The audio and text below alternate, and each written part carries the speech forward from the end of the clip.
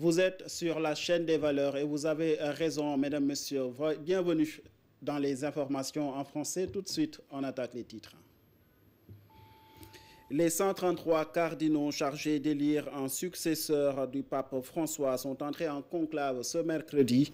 Le chef de l'État, Bassirou Diomaye Faye, a assisté à l'ouverture de la 5e Assemblée générale de la Conférence épiscopale d'Afrique de l'Ouest. Bassirou Diomaye Faye qui a rendu hommage au souverain pontife décédé le lundi de Pâques dernier. Guy Marius Sagna s'est exprimé ce mardi devant le consulat d'Espagne à Dakar pour dénoncer le rendez-vous pour l'obtention de visas sous forme de paiement. Les députés accusent le consulat et l'ambassade d'Espagne d'être au courant de cette pratique illégale sans avoir pris des mesures pour y mettre fin. Et la 33e édition du Festival international de jazz de Saint-Louis est prévue cette année du 28 mai au 1er juin, un événement culturel majeur qui contribue à la valorisation de notre patrimoine musical. Le président de l'association Saint-Louis Jazz, Idriss Benjeloum, que vous entendrez dans ce journal. Voici les titres, mesdames et messieurs. Tout de suite, on attaque le développement.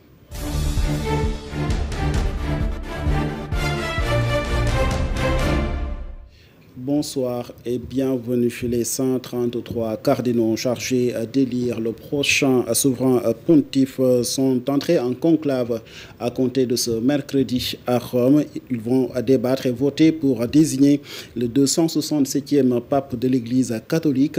Les cardinaux se sont d'abord réunis en prière mercredi après-midi au palais apostolique du Vatican, peu avant de s'enfermer dans la chapelle Sixtine pour un conclave chargé d'élire dans le plus grand secret le successeur du pape François. Plus de 2 semaines après la mort de Georges Bergoglio, les 133 cardinaux électeurs venant de 70 pays dans le monde ont lancé ce cérémonial extrêmement codifié, suivi avec attention par quelques 1,4 milliard de catholiques et des milliers de journalistes du monde entier.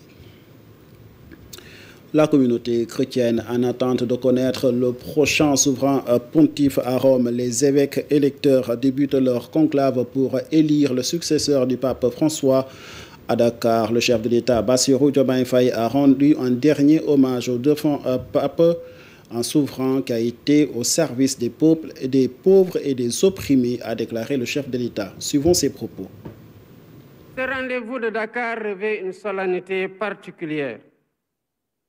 Il intervient après le rappel à Dieu du pape François, survenu le lundi de l'octave de Pâques 2025.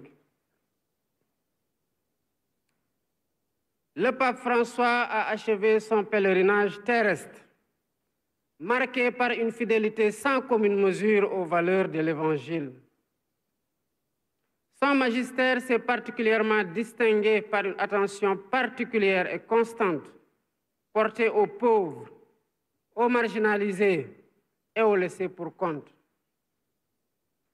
Leur dignité pourtant inaliénable reste souvent bafouée, comme nous le rappellent les tragédies vécues par les migrants, les réfugiés et les victimes des guerres et des famines. Le pape François fut aussi une conscience écologique éveillée, à un moment critique où notre planète subit les effets des changements climatiques. Il nous a placés face à un choix clair et implacable: agir ou périr. Il nous a courageusement appelés à une véritable conversion écologique et à considérer notre environnement comme la maison commune que nous devons préserver. L'Église catholique qui compte donc fermer la page Pape François pour élire un nouveau souverain pontife. Des propos tenus par le chef de l'État en marge de la 5e Assemblée générale de la Conférence épiscopale d'Afrique de l'Ouest, présidée par lui-même le chef de l'État Bassirou Diomaye Faye, occasion pour lui de revenir sur le rôle et la place qu'il accorde à la religion dans le référentiel Vision Sénégal 2050. Suivons ses propos. La religion définit nos valeurs, Elle irrigue nos comportements. Elle guide nos activités, façonne nos sentiments et, en fin de compte, structure nos relations, nos attitudes et nos manières de vivre. C'est pour mieux prendre en compte sa place dans la mise en œuvre des politiques publiques, son rôle irremplaçable de polisseur des mœurs et de pacificateur des relations humaines, que j'ai créé la direction des affaires religieuses qui deviendra la délégation générale des affaires religieuses. Elle sera chargée d'accompagner les communautés religieuses, musulmanes, chrétiennes et des religions traditionnelles dans l'exercice de leur culte, son développement, la formation religieuse, l'infrastructure et l'équipement religieux. Il est de mon devoir d'assurer l'équité religieuse dans l'intervention de l'État auprès des communautés religieuses, de faire en sorte que chaque citoyen, quelle que soit son obédience religieuse, sente les pouvoirs publics à ses côtés dans l'accomplissement de sa foi. La religion n'est pas hors des politiques publiques. Elle est partie intégrante de notre référentiel. Et politique publique, on en parle justement avec l'insertion professionnelle des étudiants sénégalais en langue arabe qui éprouvent d'énormes difficultés pour poursuivre des études au second et au troisième cycle. C'est pourquoi le Forum des intellectuels pour la culture et le développement regroupant les anciens étudiants sénégalais au Soudan pose le débat. Le Forum appelle à l'ouverture de facultés capables de les accueillir pour approfondir leurs connaissances. Selon leur porte-parole, Mamadou Al-Amin Niass, est au micro de Cheikh Oumar Tall. Le Sénégal a toujours été à côté du Soudan lors des difficultés. Donc comme on est en train de sortir des zones d'ombre, zones de crise, le Soudan veut repartir dans les nouvelles bases. C'est pourquoi le recteur a effectué des visites officielles. Il a commencé par le Sénégal pour rencontrer l'ensemble des sortants de l'université africaine, pour les rencontrer, pour discuter avec eux, pour voir aussi comment prospérer des modalités de développement et aussi de participation, surtout dans l'enseignement. Vous savez, comme le président l'a dit tout à l'heure, depuis 1972, le Sénégal a l'habitude d'envoyer des étudiants au niveau des pays arabes, surtout à l'occurrence Soudan. Depuis 1978, le Sénégal a envoyé beaucoup d'étudiants qui sont également dans les secteurs stratégiques de l'administration, dans la diplomatie, dans l'enseignement, l'éducation et de la formation, dans les différents domaines. Donc actuellement, le Sénégal regorge des intellectuels arabes qui sont déjà intégrés dans l'administration du Sénégal. Donc l'insertion que le président de la République, à travers la direction des affaires religieuses et l'insertion dans la langue arabe, vient à son heure. Donc s'il rapproche de cette association, il va avoir des mécanismes et des moyens pour mieux intégrer les diplômés en langue arabe dans le développement du Sénégal. En tout autre registre, émigration légale vers l'Europe, les Sénégalais peuvent débourser parfois jusqu'à 500 000 francs rien que pour obtenir un rendez-vous de visa. Hier, le député Guy Marius Sagna a dénoncé cette pratique jugée illégale devant l'ambassade d'Espagne à Dakar. Selon le coordonnateur de FRAPP, cette démarche favorise davantage le phénomène Barça ou Barsak au Sénégal. Suivons ces propos au micro de nos confrères de Jalali TV. Nous n'avons pas entendu les autres consulats et ambassades prendre des mesures fermes pour mettre un terme à ce marché au visa, à cette mafia au visa, à cette mafia des rendez-vous. C'est tout simplement inacceptable. Le silence du consulat d'Espagne signifie qu'il encourage l'immigration irrégulière. Le silence du consulat d'Espagne et des autres ambassades européennes signifie qu'ils encouragent l'immigration irrégulière par le désert du Sahara, l'immigration irrégulière par la mer Méditerranée, l'immigration irrégulière par les pirogues de l'océan Atlantique. Ça veut dire qu'ils sont complices de nos jeunes, de nos femmes qui meurent dans le désert du Sahara, dans l'océan Atlantique, mais également dans la mer Méditerranée. Et nous sommes venus pour protester contre cela. Nous sommes venus aussi pour dire au consulat d'Espagne qu'il y a aujourd'hui des victimes sénégalaises, mais des victimes espagnoles. Vous voyez dans la délégation, il y a des Sénégalais et des Espagnols. Aujourd'hui, même les Espagnols qui sont ici à Dakar sont confrontés au même problème. Et cela ne peut pas continuer. L'Europe se targue d'être l'Europe des droits de l'homme, l'Europe des libertés. C'est tout simplement indécent, c'est tout simplement inacceptable que les pays d'Europe, dans le cas d'espèce l'Espagne, foulent aux pieds les droits des citoyens, foulent aux pieds les droits les plus élémentaires des Sénégalais et des Espagnols qui sont ici. Contre la migration irrégulière à Yeumbeul Sud, une association œuvre dans la formation et le financement de projets de jeunes et de femmes. Dunia Kato Sénégal est une organisation non gouvernementale fondée par un immigré sénégalais basé en Espagne. Son but, lutter contre la migration irrégulière grâce à l'offre d'opportunités. Chaque année, 5 projets de jeunes et de femmes sont financés et suivis dans leur réalisation. Le reportage d'Alioune Seck et Maguette Diop. Entreprendre pour un monde persévérant. Dunia Kato Sénégal est une référence en matière de patriotisme économique. L'ONG forme et finance les jeunes demandeurs d'emploi à ses frais. Quand on parle de projet, en général, on pense à l'argent d'abord. Donc il y a du travail à faire sur cet aspect. Certes que l'argent est important, mais les techniques et outils qui permettront de mesurer le business restent le plus important. Et c'est ce qui est mis en avant à part nos techniciens.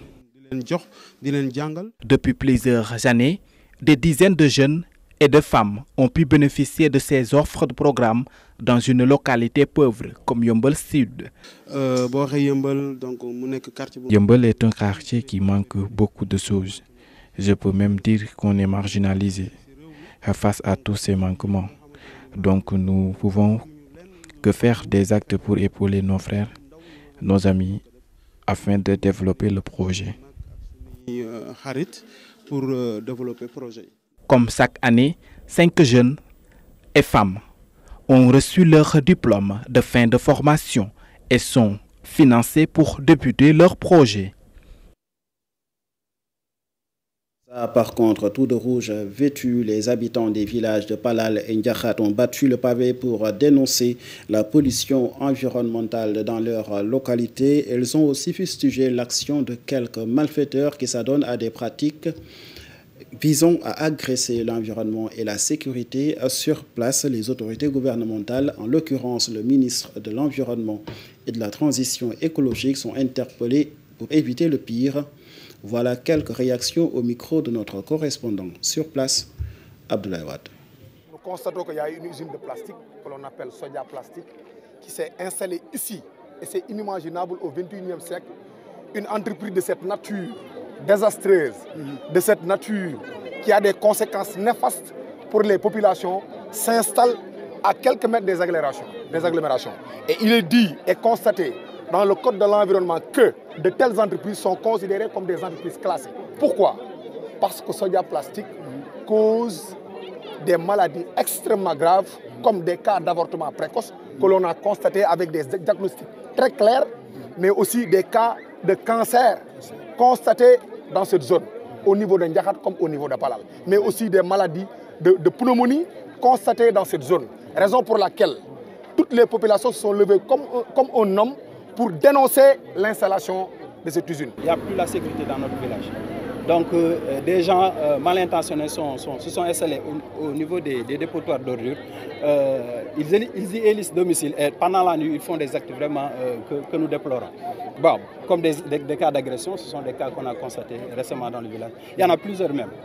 Des cas de pickpocket, il y a plein d'autres. Nous interpellons les autorités qu'ils prennent leur responsabilité face à cette situation. Nous vous prions donc de prendre des mesures immédiates pour mettre fin à cette situation qui met en péril la santé et le bien-être de la population. Non loin de Keur Moussa à Bambilor, un collectif s'insurge contre l'installation d'un centre intégré de valorisation des déchets dans la forêt classée de Déni.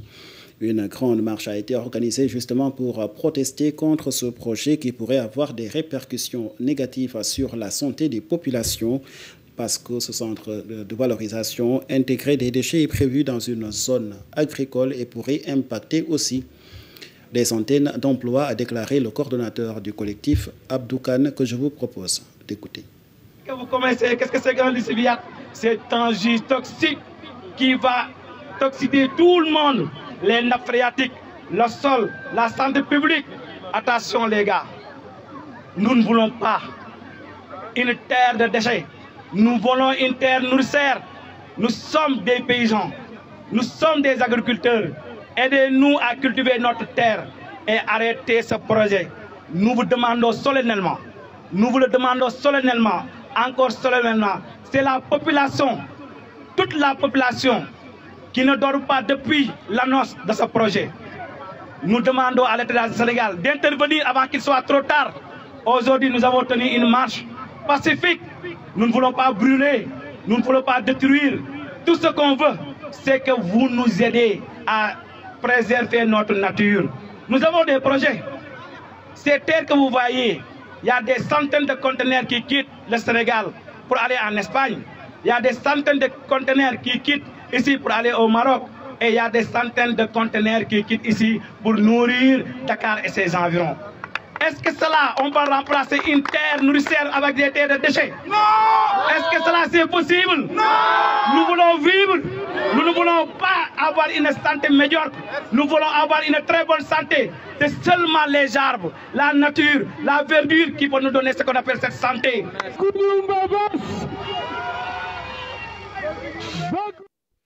Un mot de culture dans cette édition. Saint-Louis prépare la 33e édition de son festival international dédié au jazz.